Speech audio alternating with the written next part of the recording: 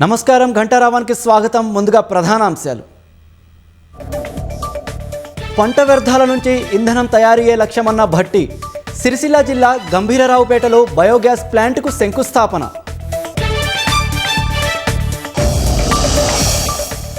రాష్ట్రంలో రైతుల పక్షపాతి ప్రభుత్వం నడుస్తోందన్న పొంగులేటి. గత సర్కారుకు 1,00,000 రుణమాఫీ చేసేందుకు 10 ఏళ్లు పట్టిందని ఎద్దేవా. ధాన్యం కొనుగోళ్లలో వేగం పెంచాలంటూ రోడ్డెక్కిన రైతులు.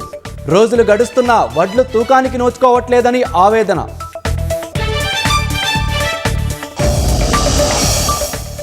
రేపు గవర్నర్ను కలవనున్న టీవీకే అధినేత విజయ్. బల నిరూపణకు 2 వారాలు గడువు కోరే అవకాశం.